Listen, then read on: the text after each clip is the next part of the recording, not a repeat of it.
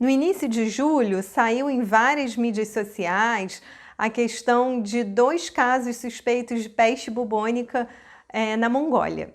E aí já todo mundo ficou nervoso e ainda colocaram que estava associado ao consumo de carne de marmotas.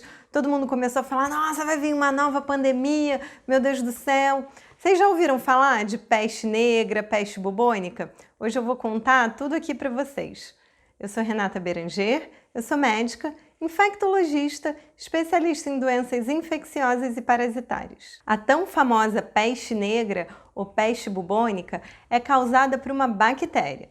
Ela é chamada de Yersinia pestis. Ela foi responsável por uma das mais importantes epidemias do mundo, matando 75 milhões a 200 milhões de pessoas em todo o mundo, mais frequente lá na Europa no século XIV. Eu adoro falar dessa doença e estudar porque tem vários aspectos da história. Então, mesmo antes do século XIV, lá no século VIII, já se falava dela, mas realmente foi no século XIV, junto com aquelas rotas da seda, que essa bactéria veio lá do Oriente, pelos navios. Os ratos eram infectados por pulgas e essas pulgas tinham essa bactéria lá dentro do intestino delas. Então, elas se disseminavam pelos ratos e, às vezes, essas pulgas atacavam os humanos. Por quê? Primeiro, porque quando o rato fica doente, ele também pode ter a peste bubônica, ele morre. E aí a pulga fica lá solta, ela quer atacar alguém. E depois tem um aspecto interessante que quando a pulga está também infectada por essa bactéria, o aparelho bucal dela, onde ela suga o sangue, fica todo entupido.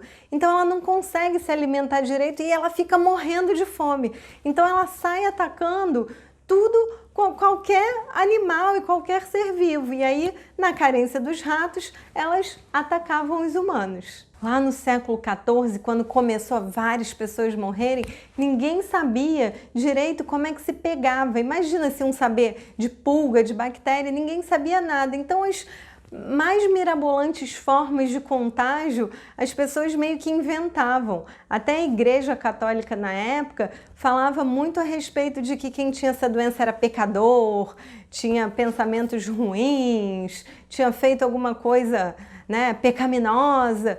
Só que aí, quando muita gente começou a morrer, imagina, 1/3 da população morreu. Então, 1 de cada 3 pessoas morria de peste. E aí o clero começou a morrer, padre, bispo, os senhores feudais, aquela coisa toda, e eles começaram a ter dificuldade de falar, de justificar, então, por que essas pessoas estavam morrendo. E todo mundo achava também que ela era transmitida pelo mau cheiro, porque imagina, no século XIV não tinha esgoto, não tinha nada, tinham corpos pelas ruas, tinham animais mortos pelas ruas, então o cheiro já era aquela caatinga total.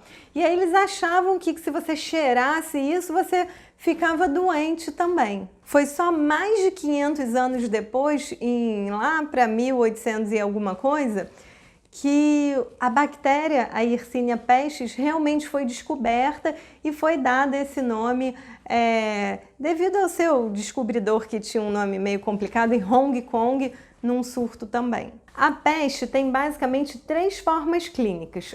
É o que a gente chama de peste bubônica mesmo. Por que é bubônica? Que vem do bubão. Quando a pulga pica a gente e ela infecta a bactéria, ela vai direto para os nossos vasos linfáticos. E aí os nossos gânglios ficam aumentados de tamanho, pode até sair pus deles direto e parece um bubão. Então, daí vem o nome peste bubônica. Vamos ver se a gente consegue uma fotinho aqui para explicar isso. Com o passar do tempo, isso demora mais ou menos 2 a 6 dias depois da picada da pulga para acontecer. Se a doença vai evoluindo, esse bubão, ele dissemina e aí você fica com todos os seus gânglios acometidos e aí isso vai para a fase septicêmica também que fala, que aí vai para o sangue e aí todos os seus órgãos podem ser acometidos. E aí a terceira forma é a forma mais grave, que é chamada de peste pneumônica, que ela acomete os seus pulmões. E aí fica muito feio, você sai sangue para tudo quanto é lado, pelo nariz, pela boca, é muito, muito grave, com letalidade de 100%. E aí ela pode ser uma terceira fase, ou então uma outra forma de você pegar a peste também é o quê? É pela inalação. Então, se tem algum animal morto, você vai lá mexer e inala, ou então se tem muita bactéria no ambiente e aí você acaba inalando isso. Isso é uma forma, por exemplo, do bioterrorismo. Então, quando você pega esse pool de bactérias e aerosoliza no ambiente, se as pessoas aspiram, né, e inspiram isso, pode dar a forma pneumônica direta, que aí é muito, muito, muito grave.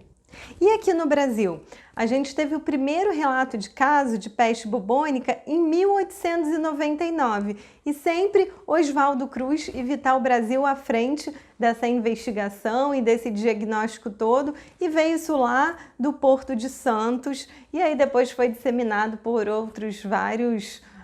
várias cidades aqui do Brasil. O último registro de peste bubônica aqui no Brasil foi em 2005. Depois disso, não temos nenhum caso registrado. O que a gente tem é eventual contaminação em roedores em alguns polos no Nordeste e até aqui pertinho do Rio, em Teresópolis, mas nenhum caso em humanos.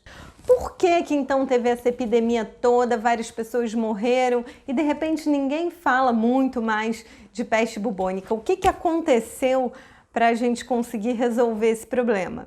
Vamos pensar que lá no século XIV, essa epidemia durou mais de 4 anos.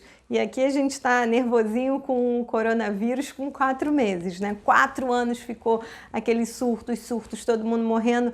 Mas aí o que a gente tem hoje? Os antibióticos. Então, se a peste bubônica é causada por uma bactéria, hoje em dia a gente tem tratamento. A gente tem tratamento com antimicrobianos e se eles são administrados corretamente, o paciente vai ficar bem e tudo, só realmente nessas formas do pulmão que são bem mais graves, mas que a gente também não tem visto hoje.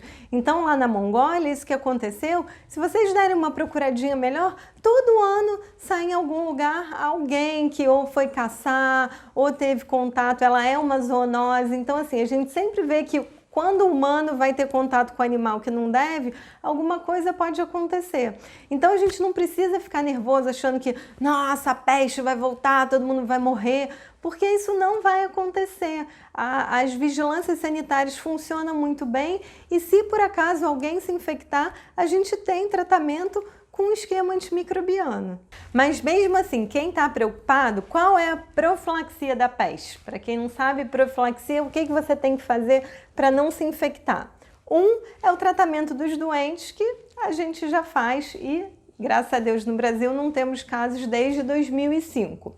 O outro é tratar as pulgas, então principalmente se você tem gatinho em casa, cachorro, não na cidade, mas em área de mato e tudo, tem que tratar lá as pulgas, porque eventualmente ele pode entrar em contato com algum roedor, né, ou se alimentar, ou algum roedor que esteja morto, se infectar por alguma pulga e acabar levando para você.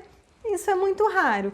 E são as nossas medidas básicas de saneamento, de tomar banho, de higienização das mãos, essas coisas todas que, enfim, vocês entenderam. Onde não tem saneamento, realmente essas doenças são reemergentes e podem acontecer. E outra coisa, não ficar caçando capivara, esses roedores e tudo, porque realmente eles podem estar contaminados e a carne pode estar contaminada e durante a manipulação você também se contaminar. Então pegou, ferrou, não tem cura. Tem cura, gente, tem antibiótico. Depois das penicilinas, nosso mundo melhorou. Era isso que eu tinha para falar para vocês a respeito da peste. Se vocês quiserem saber mais, eu tenho cheio de detalhes, eu adoro esse assunto, eu adoro a questão da máscara da peste, se vocês quiserem ouvir falar um pouquinho mais. Se você tem alguma dúvida, algum comentário, deixa aqui, eu respondo quase todas as perguntas, anda meio corrido, mas eu queria agradecer muito as inscrições e se inscrevam aqui no canal para a gente aumentar e conseguir ajudar cada vez mais pessoas. É muito importante para a gente.